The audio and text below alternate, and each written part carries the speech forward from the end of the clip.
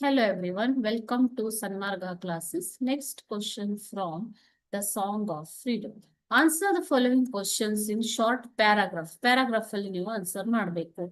Explain how the poet envisions the atmosphere of free India and portrayed in the beginning of the poem. ಈ ಒಂದು ಪದ್ಯದ ಪ್ರಾರಂಭದಲ್ಲಿ poet free India ಅಂತಂದ್ರೆ independent ಇಂಡಿಯಾನ ಹೇಗೆ ತೋರಿಸ್ತಾ ಇದ್ದಾರೆ. In the opening lines of the poem, The Song of Freedom, the poet celebrates the arrival of freedom with joy and enthusiasm. ತುಂಬಾ ಉತ್ಸುಕತೆಯಿಂದ, enthusiasm ಅಂತಂದ್ರೆ ಏನು ಮಕ್ಕಳೇ? ಉತ್ಸಾಹ. ತುಂಬಾ ಉತ್ಸಾಹದಿಂದ ಮತ್ತು ಸಂತೋಷದಿಂದ ಸ್ವಾತಂತ್ರ್ಯವನ್ನ ಆಚರಣೆ ಮಾಡ್ತಾರೆ. He describes this moment as a time for song and dance. Line ಅಲ್ಲಿ ಅವರು ಹೇಳ್ತಾರೆ ಅಲ್ವಾ, it is a time for song and dance ಅಂದ್ರೆ ಹಾಡು ಮತ್ತು ನೃತ್ಯದ ಟೈಮ್, ಅಂದ್ರೆ ಖುಷಿಯನ್ನ ಆಚರಿಸುವ ಸಮಯ ಅಂತ ಹೇಳ್ತಾ ಇದ್ದಾರೆ. ಸಿಂಬಲೈಸಿಂಗ್ ದ ಪೀಪಲ್ಸ್ ಹ್ಯಾಪಿನೆಸ್, ಇದು ಏನು ಅನ್ನ ಸೂಚಿಸುತ್ತೆ? ಜನರ ಒಂದು ಸಂತೋಷವನ್ನು. And relief after a long struggle for independence.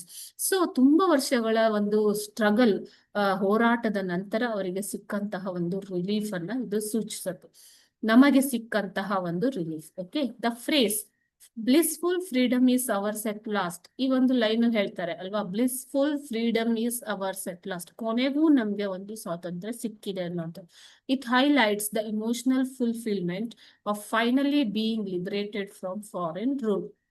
ಕೊನೆಗೂ ಒಂದು ವಿದೇಶಿ ಆಳ್ವಿಕೆಯಿಂದ ಮುಕ್ತರಾದಂತಹ ಭಾವನೆಯನ್ನ ನಮ್ಗೆ ಕೊಡತ್ತೆ ಈ ಒಂದು ಲೈನ್. ಓಕೆನಾ? ಅದೇ ರೀತಿ the poet's tone is jubilant and he sees freedom not just as a political event but as a cultural and spiritual awakening. So ಅವರು ಈ ಒಂದು ಸ್ವಾತಂತ್ರ್ಯವನ್ನ ಬರೀ ಒಂದು ರಾಜಕೀಯ ದೃಷ್ಟಿಯಿಂದ ನೋಡ್ತಾ ಇಲ್ಲ, ಇದನ್ನ ಒಂದು ಸ್ಪಿರಿಚುವಲ್ ಅಂತಂದ್ರೆ ಆಧ್ಯಾತ್ಮಿಕ, ನಮ್ಮ ಒಂದು ಆಧ್ಯಾತ್ಮಿಕ ಜಾಗೃತಿ ಮತ್ತು ನಮ್ಮ ಒಂದು ಕಲ್ಚರ್ ಅನ್ನ ಅವರು ನೋಡ್ತಾ ಇದ್ದಾರೆ. ಓಕೆನಾ? He emphasizes how the entire nation is participating in this celebration. ಹೇಗೆ ಪೂರ್ಣ ದೇಶ, ಸಂಪೂರ್ಣ ದೇಶವು ಈ ಒಂದು ಸೆಲೆಬ್ರೇಷನ್ ಅಲ್ಲಿ ಭಾಗಿಯಾಗತ್ತೆ ಅನ್ನೋದನ್ನ ಅವರು ಹೇಳ್ತಾ ಇದ್ದಾರೆ. This collective Joy shows unity among the people. ಈ ಒಂದು ಸಂತೋಷ ಎಲ್ಲರಿಗೂ ಮುಖ್ಯ, ಫ್ರೀಡಮ್ ಎಲ್ಲರಿಗೂ ಮುಖ್ಯ ಅಲ್ವಾ? ಸೊ ಎಲ್ಲರೂ ಇದನ್ನು ಸಂತೋಷದಿಂದ ಆಚರಿಸಿದ. ಸೊ ಇದು ಏನನ್ನ ಸೂಚಿಸುತ್ತೆ? ಒಗ್ಗಟ್ಟು, ನಮ್ಮಲ್ಲಿರುವಂತಹ ಒಗ್ಗಟ್ಟನ್ನ, and appreciation of hard won liberty, ಕಷ್ಟಪಟ್ಟು ಸಿಕ್ಕಂತಹ ಸ್ವಾತಂತ್ರ್ಯವನ್ನ, ಕಷ್ಟಪಟ್ಟು ಗೆದ್ದಂತ, ಹಾರ್ಡ್ ವಾರ್ನ್ ಅಂತಂದ್ರೇನು, ಕಷ್ಟಪಟ್ಟು ಗೆದ್ದಂತಹ ಸ್ವಾತಂತ್ರ್ಯವನ್ನ ಇದು ಸೂಚಿಸುತ್ತೆ. The poet presents this new era as one of hope, justice and harmony.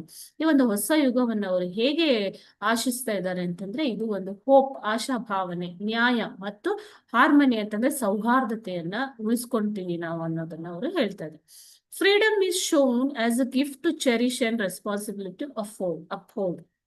Okay, freedom, ಸ್ವಾತಂತ್ರ್ಯ ಅಂತಂದ್ರೆ ಏನು? ಅದು ಒಂದು ಗಿಫ್ಟ್, ಉಡುಗೊರೆ ಅಲ್ವಾ? ಸೊ ನಾವು ಸಂತೋಷ ಪಡುವಂತ ಉಡುಗೊರೆ ಅಷ್ಟೇ ಅಲ್ಲದೆ ರೆಸ್ಪಾನ್ಸಿಬಿಲಿಟಿ ಟು ಅಪ್ಹೋಲ್ಡ್, ಸೊ ಅದನ್ನ ಎತ್ತಿ ಹಿಡಿಯಬೇಕಾದಂತಹ ಜವಾಬ್ದಾರಿ ನಿಮ್ಮೆಲ್ಲರಲ್ಲೂ ಇದೆ. ಸೊ ಇದು ಒಂದು ಸಂತೋಷವೂ ಹೌದು, ಉಡುಗೊರೆಯೂ ಹೌದು ಮತ್ತು ಜವಾಬ್ದಾರಿಯೂ ಹೌದು.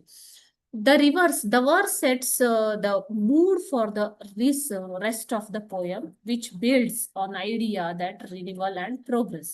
Overall, this part of the poem reflects the India reborn in joy and dignity. Bharat ಒಂದು ಮರುಹುಟ್ಟನ ಪಡೆದಿದೆ, ಈ ಘನತೆಯ ಮತ್ತು ಸಂತೋಷದ ಮರುಹುಟ್ಟನ ಪಡೆದಿದೆ ಸ್ವಾತಂತ್ರ್ಯದ ಮೂಲಕ ಅನ್ನೋದನ್ನ ಕವಿ ಇಲ್ಲಿ ಹೇಳ್ತಾ ಇದ್ದಾರೆ. ಓಕೆನಾ? Thank you.